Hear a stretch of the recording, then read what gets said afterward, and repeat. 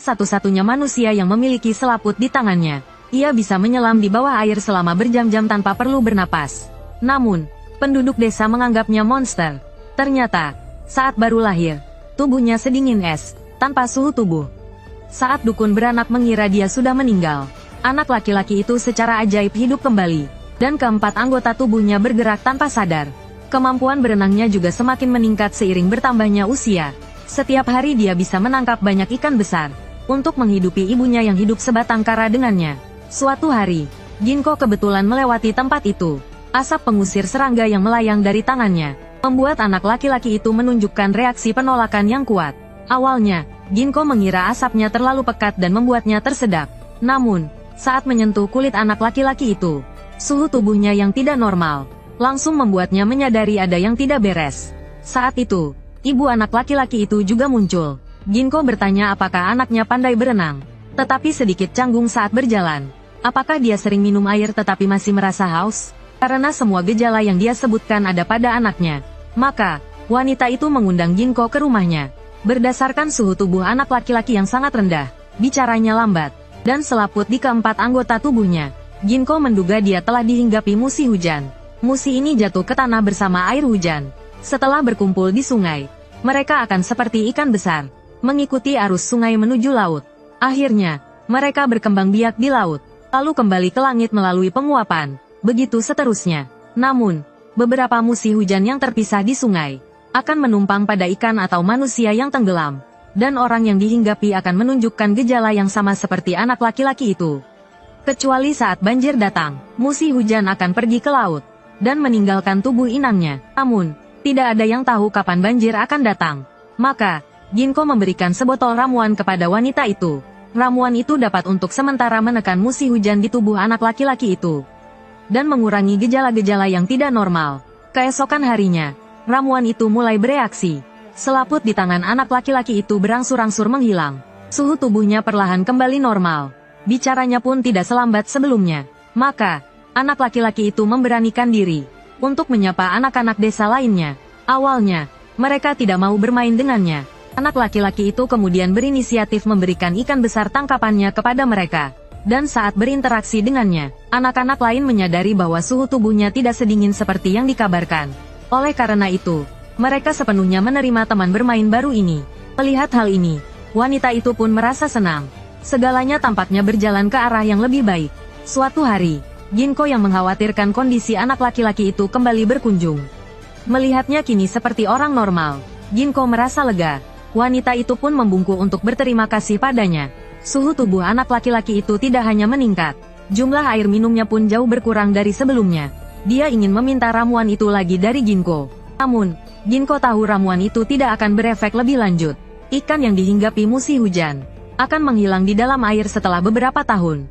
Meskipun manusia yang dihinggapi tidak akan menghilang, selama musim hujan masih ada di dalam tubuh anak laki-laki itu, gejalanya tidak akan bisa hilang sepenuhnya. Ginko hanya bisa datang untuk memeriksanya secara berkala, untuk mencari kesempatan mengeluarkan musim hujan dari tubuh anak laki-laki itu sepenuhnya.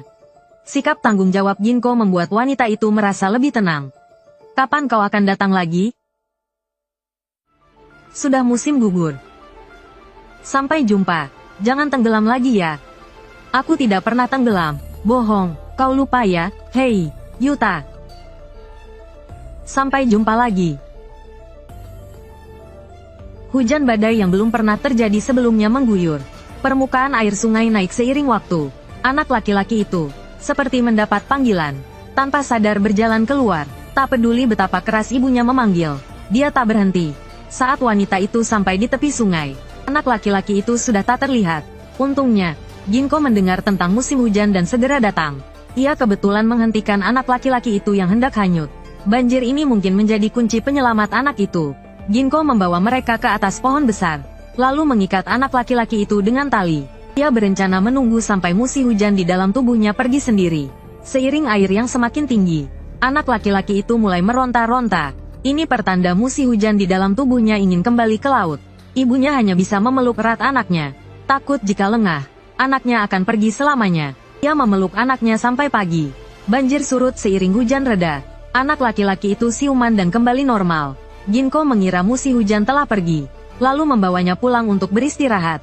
Namun di tengah jalan, ia menyadari suhu tubuh anak itu sangat tinggi. Sebelum ia mengerti apa yang terjadi, tubuh anak laki-laki itu menghilang seperti uap. Yuta.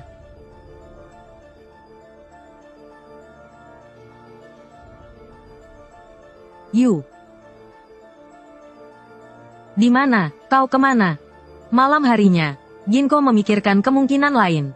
Dan kemungkinan itu dibenarkan oleh wanita tersebut. Ternyata, orang yang tenggelam dulu adalah dirinya. Hari itu, arus air sangat deras. Ia dan suaminya menabrak batu saat pulang. Keduanya jatuh ke air. Saat ia sadar, ia sudah berada di tepi sungai. Tapi suaminya telah tiada. Kemudian, wanita itu menyadari dirinya hamil. Ia bersyukur musim hujan miliknya dan suaminya baik-baik saja. Namun, bayinya lahir dengan tubuh dingin.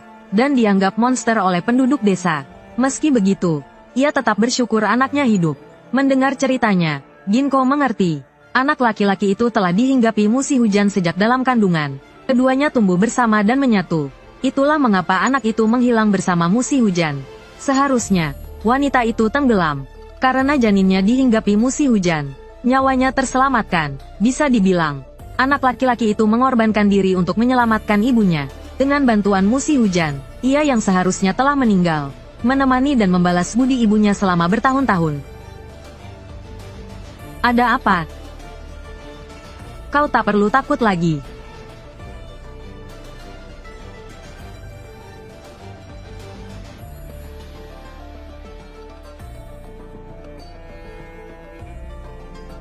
Ya.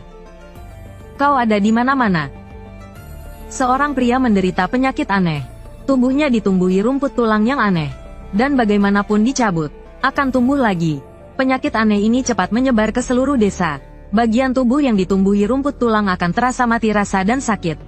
Karena dokter biasa tak bisa mengatasinya, kepala desa mengundang musisi, Ginko. Semua orang berbisik, pasti ada yang melanggar aturan leluhur.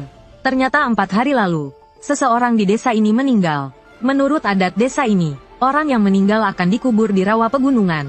Akhirnya, tubuh dan tulang jenazah akan menghilang. Penduduk desa percaya itu adalah tanda jiwa kembali ke gunung setelah kematian. Dan siapapun dilarang memasuki gunung selama 7 hari. Karena dahulu kala, seseorang pernah melanggar aturan ini. Dan seperti sekarang, penyakit yang dibawanya menulari seluruh desa. Tapi Ginko langsung mengenali ini sebagai serangga bernama Mukuro Busa, yang dapat menguraikan bangkai hewan, beserta tulangnya, menjadi lumpur.